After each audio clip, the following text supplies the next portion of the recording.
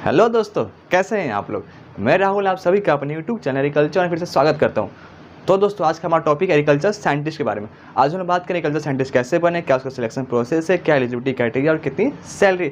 ये बहुत ही प्रमुख जॉब है और बहुत अच्छा ये डिपार्टमेंट में काम करने का है। चलिए मैं टाइम वेस्ट किए वीडियो शुरू करते हैं।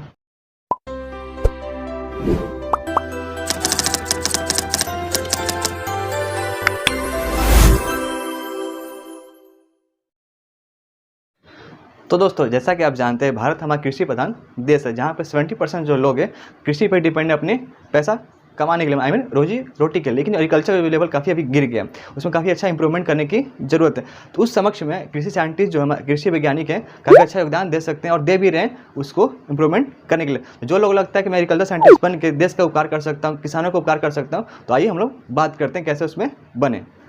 तो एग्रीकल्चर साइंटिस्ट एक रिस्पेक्टेबल जॉब है, गवर्नमेंट जॉब है, जो कि ग्रेड ए कैटेगरी में आता है। अब बात करें एग्रीकल्चर साइंटिस्ट होते कौन, उनका काम क्या है। एग्रीकल्चर साइंटिस्ट जो है स्पेशल प्रोफेशनल पर्सन होते हैं। उनका काम क्या होता है कि जो कि एग्रीकल्चर सेक्टर या एग्रीकल्चर सेक्टर और फूड इंडस्ट्री में काम करते हैं। उनका काम होता है कि रिसर्च करना काम होता है। रिसर्च किस में करते हैं, तो प्लांट्स पे करते हैं, एनिमल्स पे करते हैं, सॉइल पे करते हैं और फार्म मशीनरी पे करते हैं। इनसे फ़ायदा क्या होता है, इनका फ़ायदा मेन मकसद यही होता है कि किसानों को भला करना और एक से एक इंप्रूवमेंट करते जाना, रिसर्च के तहत से इंप्रूवमेंट करते जाना। तो प्लांट्स में क्या क्या रिसर्च करते हैं, तो फ्लावर फ्रूट्स वेजिटेबल आ गया, उसका देखते हैं वैरायटी कैसे हो सकता है, कैसे डिजीज रेसिस्टेंस बना सकते हैं, कैसे उसको क्रॉप प्रोडक्शन को बढ़ा सकते हैं।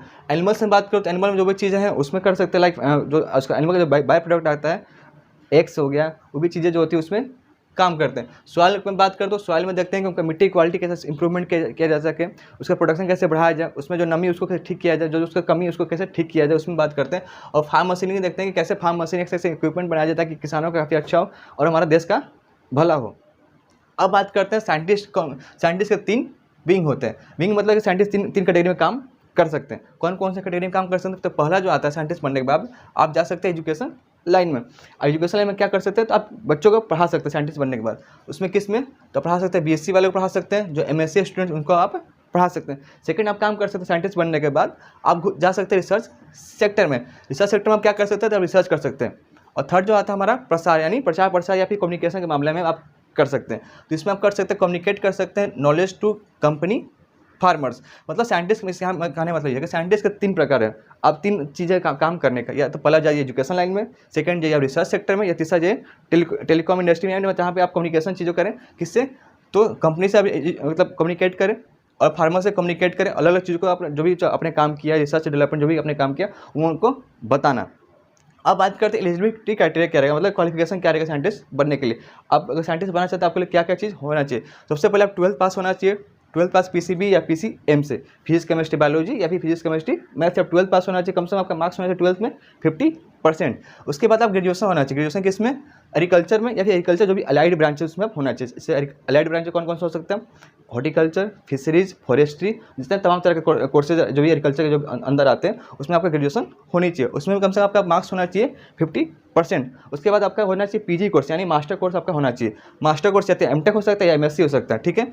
तो उसमें भी कम से आपका मार्क्स होना चाहिए 50 से 60% आपका एमएससी में भी मार्क्स आपका होना चाहिए। उसके बाद फिर आपका मैं बात करूँ पीएचडी होना चाहिए। मतलब कि मैं बात करूँ 12th पास होना चाहिए, साइंटिस्ट बनने के लिए बात कर रहा हूँ, 12th पास होना चाहिए, फिर आप ग्रेजुएशन करना चाहिए। ग्रेजुएशन के बाद एमएससी या एमटेक आप करें वो होना चाहिए। उसके बाद आपका पीएचडी होना चाहिए। ये तमाम क्राइटेरिया पूरा कर लेते हैं तभी आपका मतलब एक क्वालिफिकेशन आप पूरा कर लेते हैं साइंटिस्ट बनने के लिए।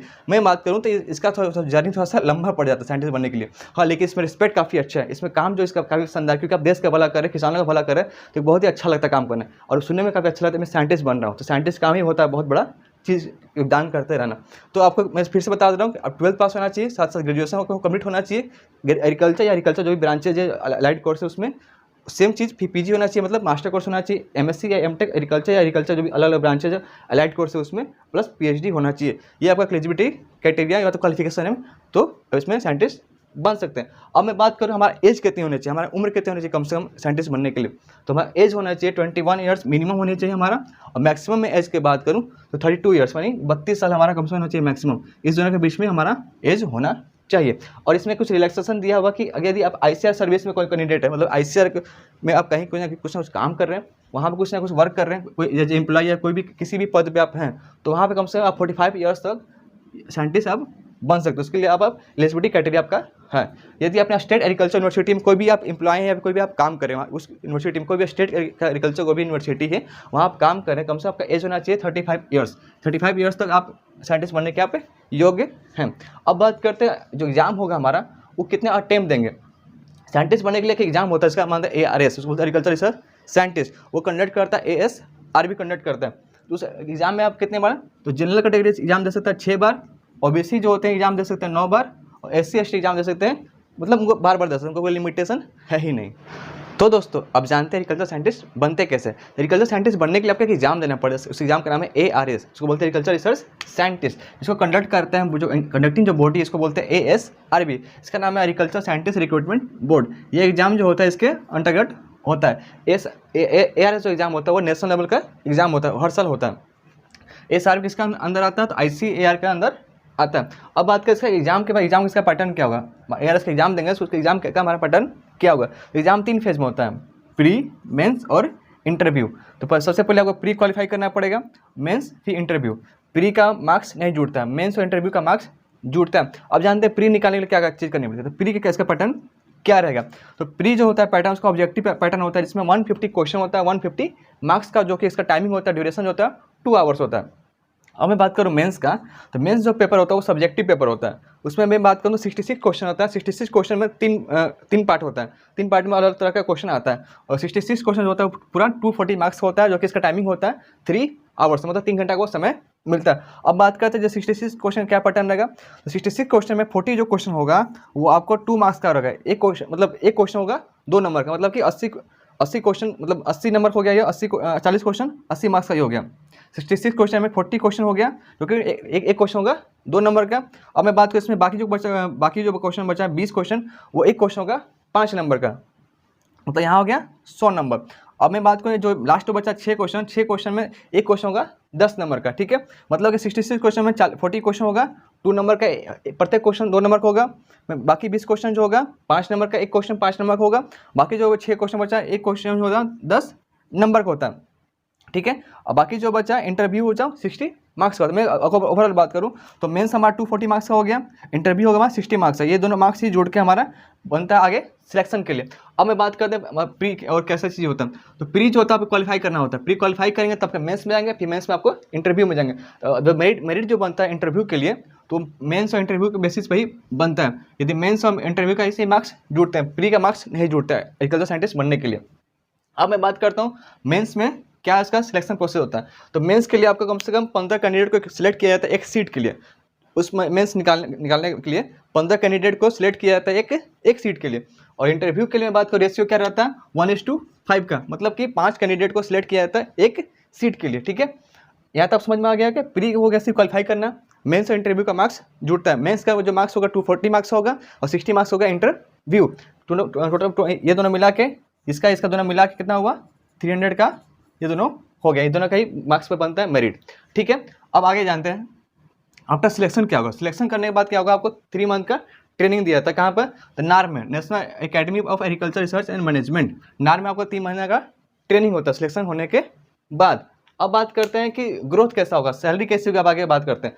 देखिए साइंटिस्ट जो होता है उसका अलग अलग कैटेगरी होता है, डिपेंड करता है कहाँ से स्टार्ट करें।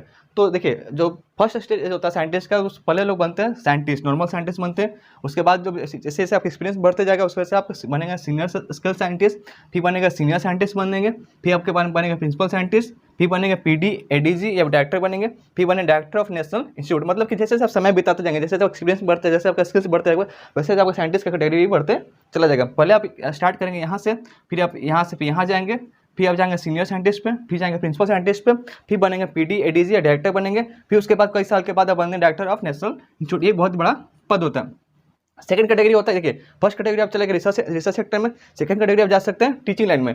अगर यदि मान लिया आपको साइंटिस्ट बनने के बाद आप उसमें चाहते हैं कि रिसर्च में नहीं जाना चाहता, आप जाना चाहते हैं कि मैं सिर्फ जाना चाहता है एग्रीकल्चर सेक्टर में, पढ़ाने सेक्टर में जाना चाहते हैं, टीचिंग लाइन में जाना चाहते हैं, उसमें फर्स्ट कैटेगरी जो आता है आप बनेंगे प्रोफेसर, उसके बाद बनेंगे आप डीन, उसके बाद बनेंगे वाइस चांसलर। ये इतना चीज होगा।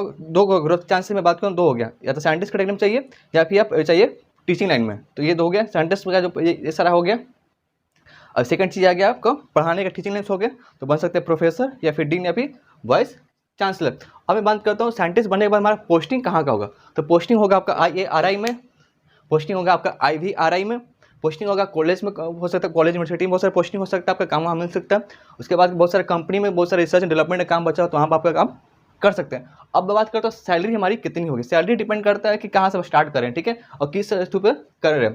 तो सैलरी में बात करूँ तो 80,000 से स्टार्टिंग होता है सैलरी, से लेकर 5 से 6 लाख पर महीना जा सकता है, पर मंथ ये जा सकता है।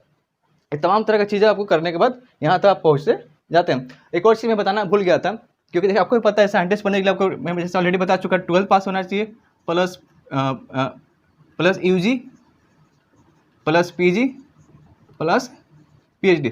ये थोड़ा सा लॉन्ग जर्नी पड़ जाता है, लेकिन बहुत लोग फैमिली जो भी एग्रीकल्चर पढ़ते हैं उनका फैमिली अच्छा सपोर्ट नहीं कर पाते, उनका फाइनेंशियली थोड़ा लो होता है, वीक होते हैं, तब अच्छा सपोर्ट उन लोग नहीं कर पाते, उनके घर वाले सपोर्ट नहीं कर पाते। उनके लिए बता दूँ, उनको BSc करने के बाद उन लोग एग्जाम थे JRF का, JRF एग्जाम देंगे तो उनका वहाँ मिल जाता है स्कॉलरशिप, तो वहाँ उनको एक अच्छा हेल्प मिल जाता है, पैसों के तहत अच्छा हेल्प मिल जाता है। फिर JRF से आपको आगे एग्जाम निकालिए, यस सर, आप यहाँ भी आपको अच्छा स्कॉलरशिप मिलता है, उसके बाद PhD करके उसके बाद फिर आप साइंटिस्ट आराम से बन सकते हैं। तो दोस्तों उम्मीद करता हूँ आज का जानकारी जो था एग्रीकल्चर साइंटिस्ट कैसे बने वो आपको अच्छा से समझ में आया होगा।